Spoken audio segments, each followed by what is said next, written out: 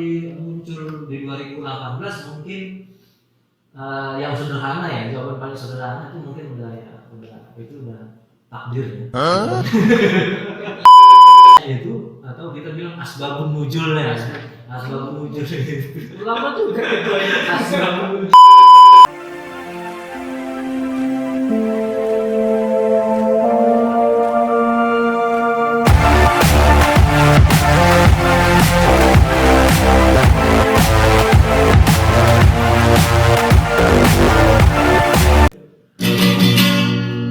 Assalamualaikum warahmatullahi wabarakatuh.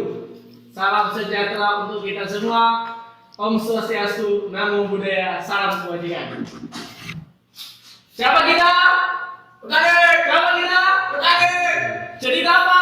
Cerita apa?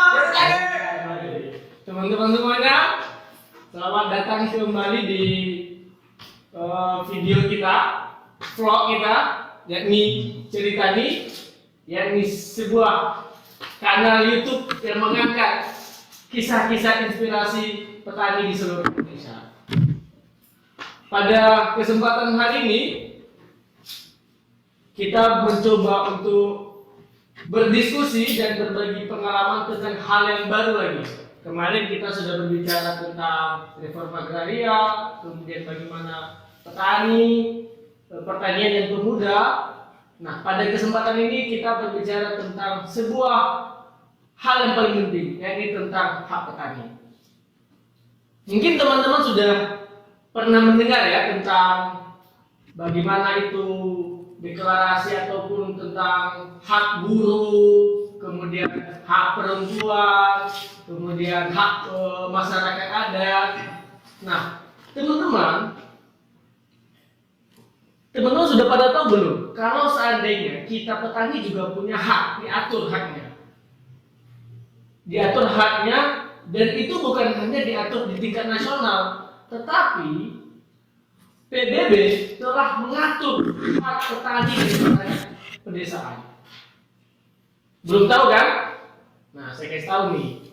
Nah, pada tahun 2018, yaitu 18 Desember, selama perjuangan 21 tahun, akhirnya petani itu berhasil melakukan deklarasi, mendorong PBB mendeklarasikan yang namanya hak asasi petani dan masyarakat pedesaan.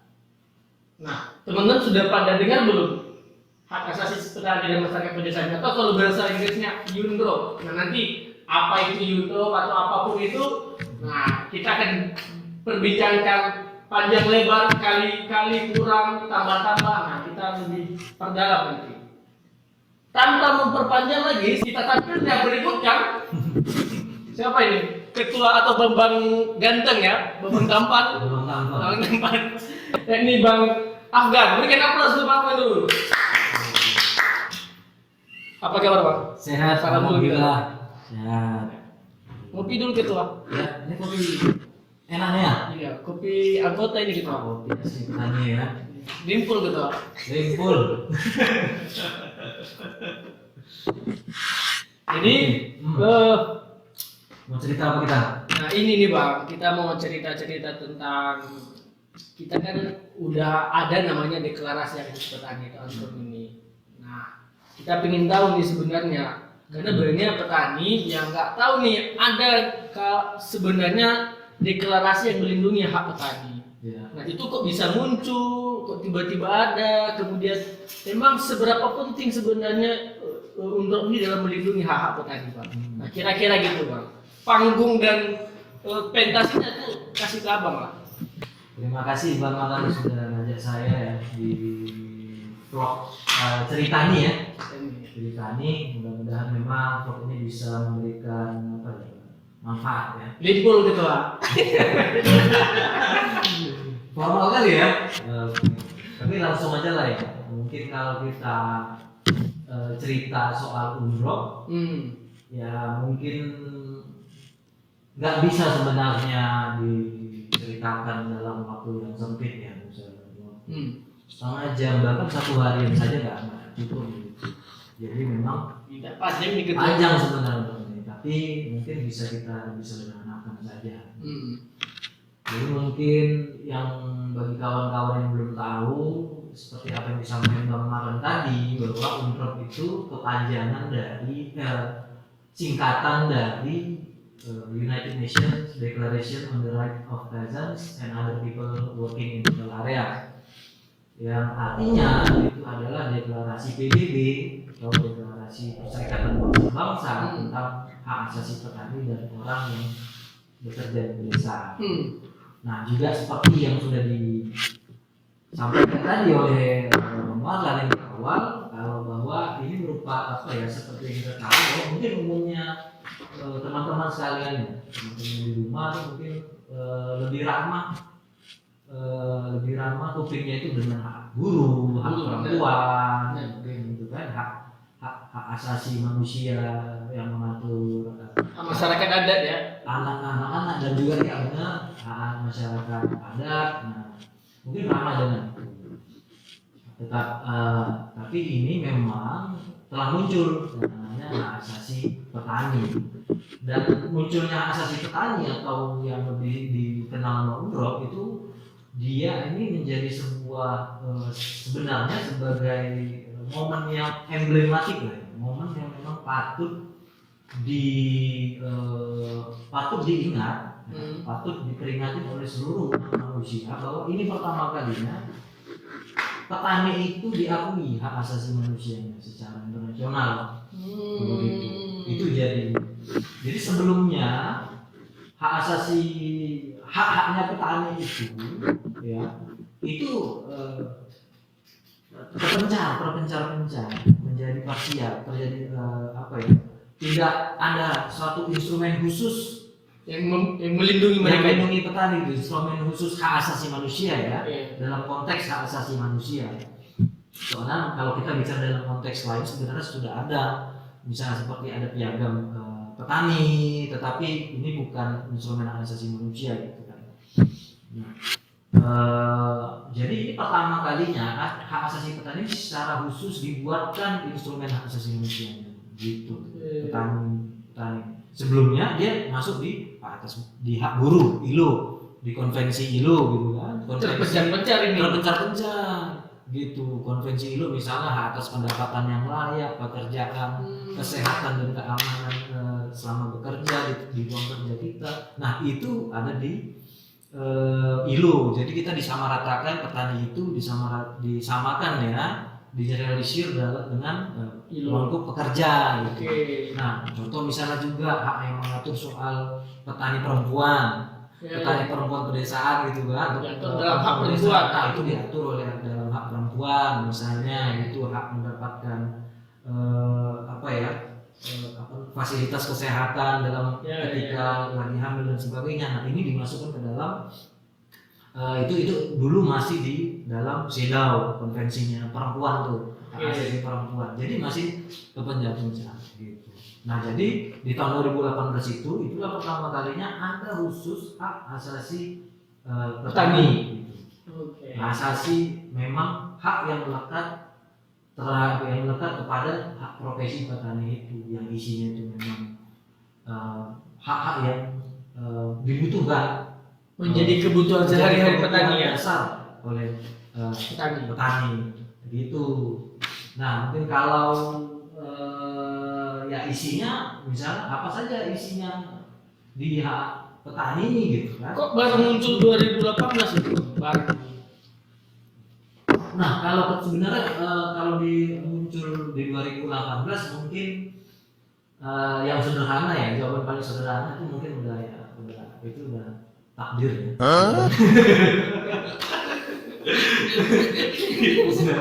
Udah suratan tangan.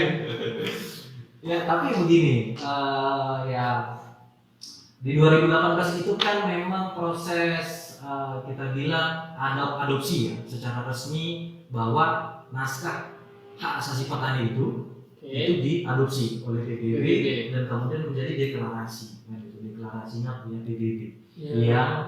Yang sebelumnya hanya naskah ya, gitu ya, hanya naskah, kemudian diproses di Dewan HAM, kemudian di Majelis Umum, kemudian lalu diadopsi, ya kan? dan itu menjadi sebuah deklarasi PBB yang wajib wajib dipatuhi sebagai norma dalam menjalankan kebijakan kebijakan di tingkat nasional bagi aktor-aktor negara, state atau government. Nah itu 2018. Tapi kalau kita tarik ini prosesnya ini sebenarnya cukup lama, hampir memakan waktu 20 tahun. Jadi hampir memakan waktu 20 tahun. Jadi memang, nah di sini yang kita perlu patut bangga ya sebagai masyarakat Indonesia secara umum, khususnya sebagai petani Indonesia. Ya. Karena UNROP ini sendiri yang merupakan instrumen HAM internasional, ini awal formulasinya ini sebenarnya itu dilakukan di Indonesia. Dilakukan di Indonesia yang memang dimotori memang oleh para petani Indonesia, para gerakan-gerakan rakyat Indonesia, akademisi. Berarti ini digali dari keseharian atau masalah-masalah petani di Indonesia. Benar. Jadi kalau kita melihat waktunya, timeline waktunya itu memang di para gerakan ini berkumpul ya, para gerakan ini berkumpul mencoba memulihkannya itu dari akhir tahun 90-an. Ya. Jadi kita bisa menarik bahwa latar belakang adanya formulasi asasi petani ini itu di zaman era Orde Baru. Yang kita paham bahwa di era Orde Baru itu kan kita sama-sama tahu lah bagaimana kondisi represi petani, misalnya kebebasan berpendapat, kebebasan kita bilang kebebasan berorganisasi, perampasan hak-hak petani, yang mungkin dulu organisasi petani itu ya istilahnya dulu hanya tahulah kita hanya diizinkan satu organisasi besar saja yang lain merah ya. Ya benar. Kalau mungkin kita ada membuat organisasi resis mungkin ini dituduh sebagai antek-antek partai zaman dulu lah gitu kan, PKI lah kita bilang. Nah itu jadi inilah yang mau dilawan. Belum lagi kita bicara perampasan lahan, kriminalisasi dan sebagainya, itu nggak usah kita tanya. Jadi kalau kita lihat timeline memang formulasi awal ini memang di konteksnya itu atau kita bilang asbabun nuzulnya. Asbabun nuzul itu lama juga itu. Asbabun nuzulnya itu di era Orde Baru gitu. Jadi memang pelanggaran terhadap petani terjadi di Indonesia, yang kemudian di situ di tahun 2001 akhirnya secara resmi berkat bantuan juga dari Komnas HAM ya. Komnas HAM ya. Pada saat itu Komnas HAM di ini ya, komisarisnya itu komisioner. Komisionernya almarhum HS Dilon ya, itu yang memang membantu para gerakan masyarakat, gerakan petani, para akademisi, peneliti gitu ya, mahasiswa itu berkumpul untuk ide sederhana bagaimana kalau kita coba merumuskan hak asasi hak asasi petani. Jadi di tahun 2001 itu secara resmi pertama kali kalau kita bilang naskah resmi awal UNROP ini berasal di mana 2001, kemudian di beberapa tahun berikutnya itu dibawa ke panggung internasional oleh Lavia Campesina menjadi ujung tanduknya waktu Lavia Campesina, yang mungkin teman-teman sudah tahu. Lavia Campesina merupakan gerakan petani internasional sehingga tahun 2000 kalau tidak salah tahun 2002 udah langsung ke Asia Tenggara, kemudian tahun 2008 diadakan konferensi hak asasi petani itu secara skala internasional, dan kemudian 2013 secara resmi UNROP ini dibahas di PBB 2013 Dewan HAM-nya ya. Di Dewan HAM PBB. Kalau bersentuhan dengan PBB-nya dialog sudah dilakukan lebih awal, tetapi di 2013 lah secara resmi PBB itu menyediakan sebuah forum resmi untuk membahas deklarasi tersebut. Dan yang membahas di forum itu adalah para petani. Yang di PBB yang memperjuangkan itu adalah para petani ya, belum di negara-negara. Benar. Jadi memang kan kalau kita bicara ya, kalau dalam konteks namanya PBB, nama PBB anggotanya kan negara, di mana kita sebagai aktor non negara atau gerakan sosial yang memang tidak punya legitimasi untuk bisa situ, ya kan? Khususnya memang dalam konteks kalau mereka melakukan voting dan sebagainya, ya kan? Tetapi nah itu dia yang dimanfaatkan dalam konteks ini bagaimana misalnya seperti SPI gitu kan, gitu, sebagai Serikat Petani Indonesia dan jaringan Lafaya Campesinan lainnya dalam berupaya mendorong agar untuk hak asasi petani ini menjadi diakui oleh PBB, yaitu kita melakukan perjuangan-perjuangan di tingkat nasional maupun di tingkat Dewan HAM sendiri, melakukan advokasi. Lebih tepatnya kita perlihatkan bahwa memang misalnya ada satu delegasi negara misalnya, atau kalau di sana bahasanya kan permanent mission ya. Permanent mission kita ya buktikan kalau kita perlu bahwa perlu UNDROP ini ada, perlu UNDROP ini karena kita kasih tahu kondisinya seperti apa, kita kasih tahu apa pentingnya lah seperti itu ya. Alhamdulillah gitu, sebagian besar negara-negara itu paham dan ya mendukung, akhirnya mendukung untuk sehingga UNDROP ada. Ini kan sangat luar biasa Bang ya. Bagaimana petani melakukan politiknya sendiri ya, melakukan lobby-lobby politiknya sendiri, berjuang sampai pada titik berhasil mendorong sekelas PBB untuk deklarasi. Nah, kadang-kadang nih Bang, ini kan ada instrumen hukum nih, instrumen yang bagus. Nah, sudah dibentuk oleh PBB, tapi kadang-kadang petani mikir ini apa sih sebenarnya dampaknya ke kita gitu, seberapa penting sih ke kita ini, emangnya bagaimana sih UNDROP ini sendiri bisa melindungi hak-hak kita. Nah, kira-kira itu gimana?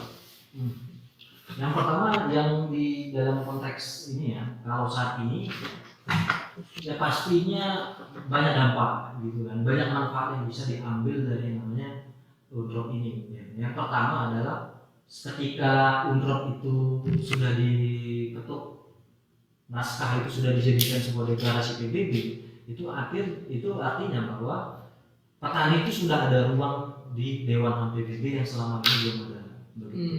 Meskipun kita belum ada lembaga spesifik istilahnya yang mengurusi permasalahan ini, tetapi petani itu sudah bisa istilahnya melaporkan secara umum bagaimana pelanggaran-pelanggaran yang terjadi di negaranya melewati beberapa mekanisme gitu. Jadi tidak perlu nyerempet kita pakai lagi konvensi-konvensi lain gitu.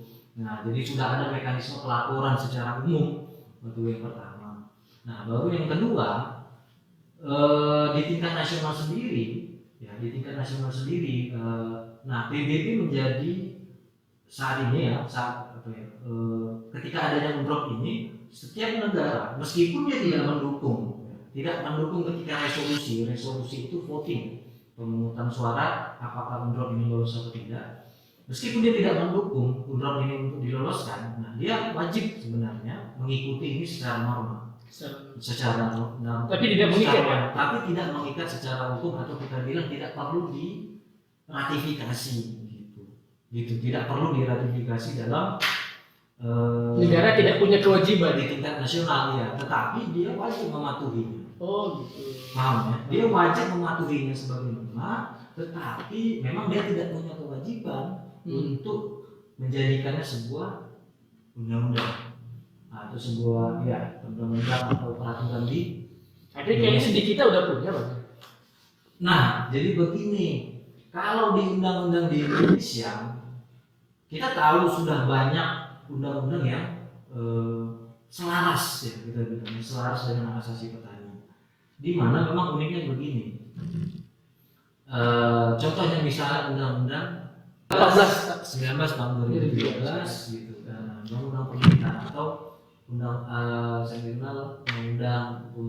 perlindungan dan pemberdayaan petani. Nah, undang-undang ini kan salah satu sponsor atau yang mendorong gerakan yang mendorong adanya undang-undang pemerintahan ini kan. Dan yang kita hari ini anggap pemerintahan merupakan salah satu undang-undang yang memang memenuhi dan melindungi hak asasi petani lah ya. Ini kan yang salah satu gerakan yang mendukung ini adalah Serikat Petani Indonesia. Di mana Serikat Petani Indonesia itu sendiri merupakan inisiator dari adanya UNROP begitu. Salah satu gerakan yang dari awal 90-an, akhir 90-an dulu ya, memformulasi hingga melakukan advokasi di tingkat internasional gitu. Saya enggak. Jadi selagi UNROP ini diproses di tingkat internasional, jadi tokoh-tokoh gitu, para kawan-kawan di SPI di Serikat Petani Indonesia ini coba mengusulkan sebuah naskah akademik, mengusulkan sebuah kebijakan atau undang-undang yang mengacu pada hak asasi petani.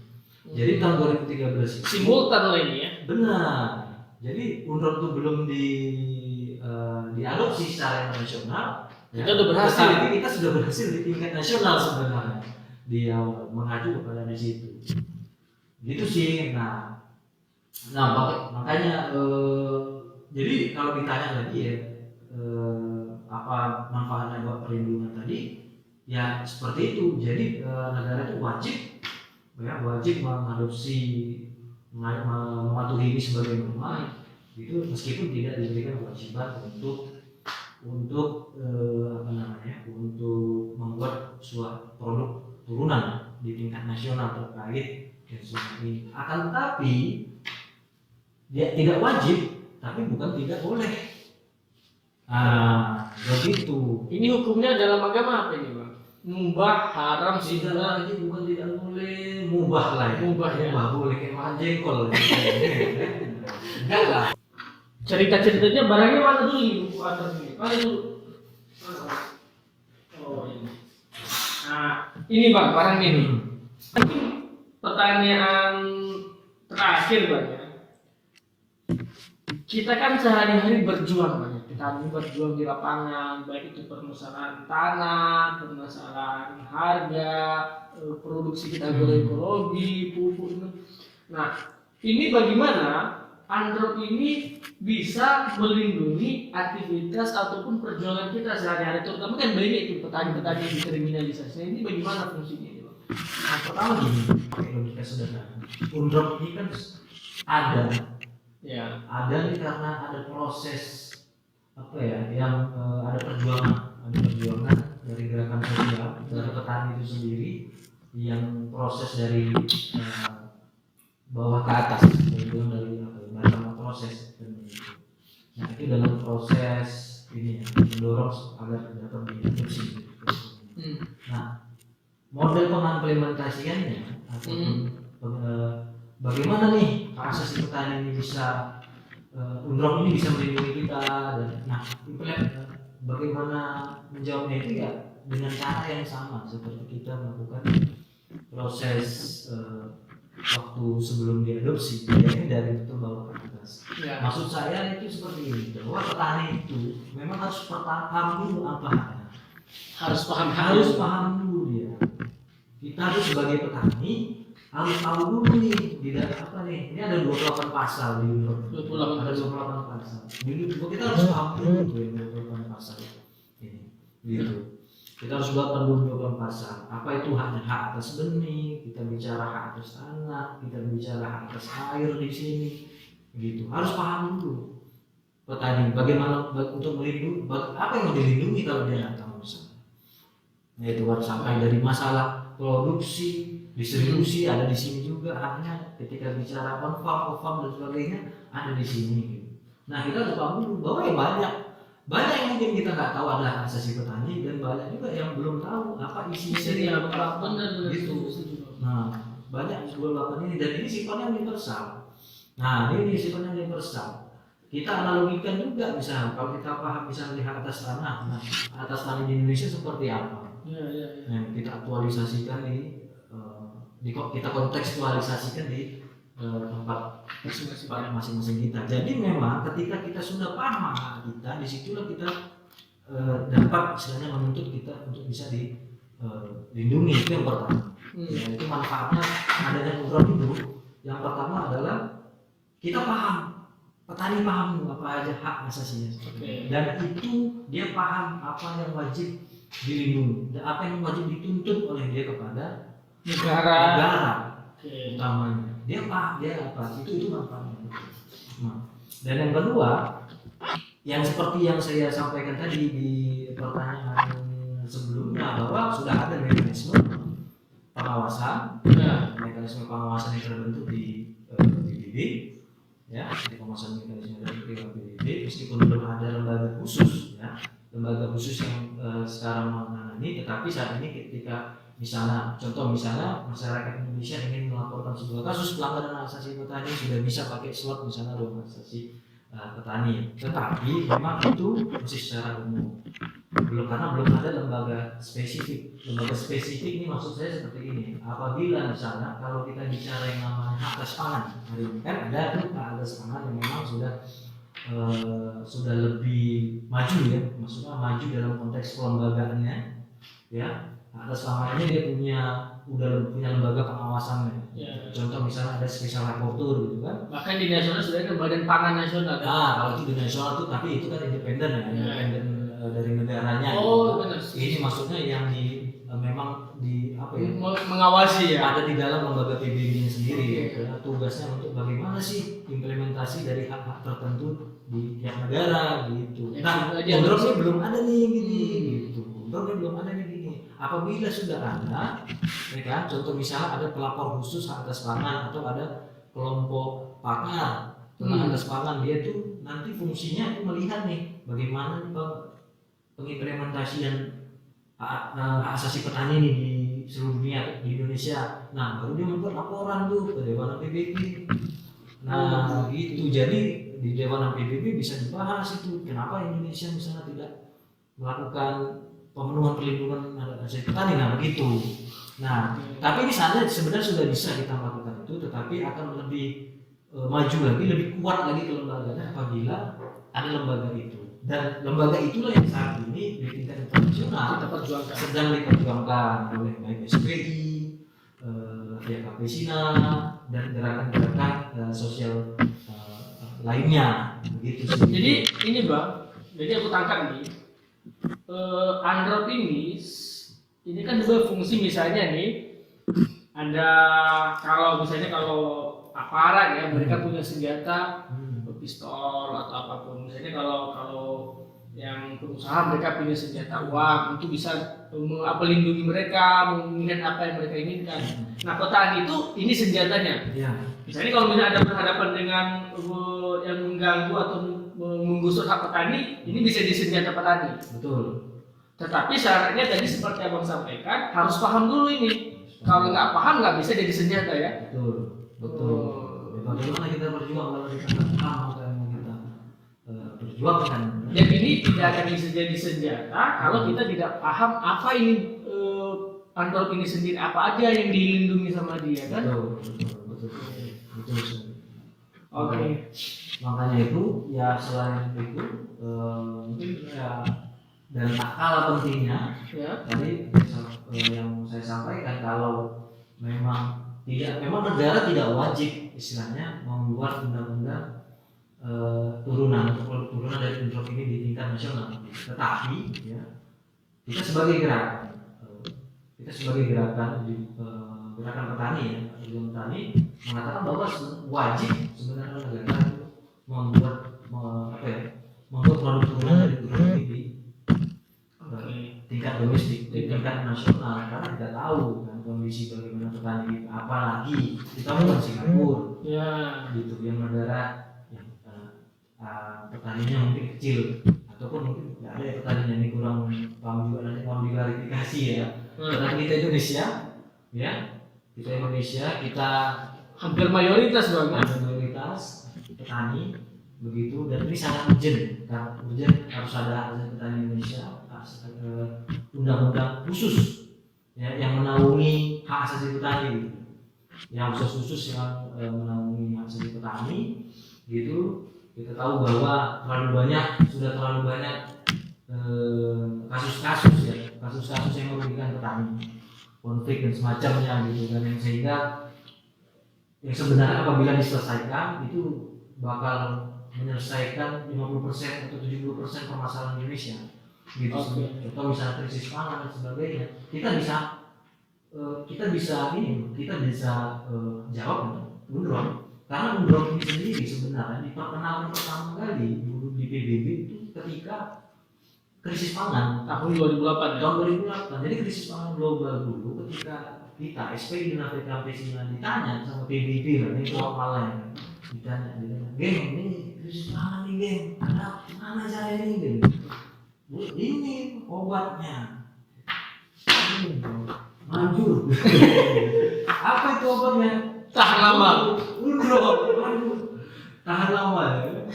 Karena krisis pangan tersebut terjadi karena hak asasi petani itu tidak dilindungi dalam konteks tanah, dalam konteks benih dan semacamnya, tanah yang berpopulasi, benihnya juga, airnya sulit dapat dan semacamnya. Sehingga itu kenapa terjadi? Karena pangan itu dikuasai oleh sistem pangan korporat, korporasi semua, yang kita bilang bahwa terlalu banyak spekulasi pangan itu hanya sekedar sebagai komoditas dan sebagainya, dan juga dalam tahun 2008 menjadi puncaknya waktu itu ketika harga bahan-bahan pangan pokok global dan jagung dan sebagainya itu naik, meskipun Indonesia nggak, karena padi waktu itu stabil gitu. Nah, meskipun mereka tuh nggak apa ya, Indonesia naik, tapi di bagian dunia lain itu memang pada saat itu mengalami krisis. Dan harus dipahami bahwa ketika petani itu, ketika krisis pangan terjadi, petani itu paling dirugikan karena petani itu produsen sekaligus konsumen dari pangan itu sendiri. Konsumen dari pangan itu sendiri. Jadi ketika dia produsen, dia berproduksi, dia nggak bisa, dia berkonsumsi pun nggak bisa, dia nggak ngapa-ngapain, nggak ada sama sekali hampir nggak ada solusi. Kalau begitu gitu, dia tidak memproduksi ketika krisis pangan terjadi, biasanya barang mahal. Dan dampaknya selalu ke petani. Dampaknya selalu ke petani, sebenarnya dia harus beli makanan itu juga. Baik, terima kasih Bang Afgan. Mungkin yang poin penting tadi ya, salah satunya bahwa Android ini pun selain kita harus paham, harus mengerti, memang dibutuhkan. Kita tadi bicara bagaimana proses sampai lahirnya ini, memang kita nggak bisa berharap besar ini datang dari pihak pemerintah ya, atau kebijakan. Kita harus mendorong ini inisiatif dari bawah juga ya, harus ada inisiatif dari bawah, dari petani, dari organisasi tani, dan ini yang kita lakukan selama ini Bang ya.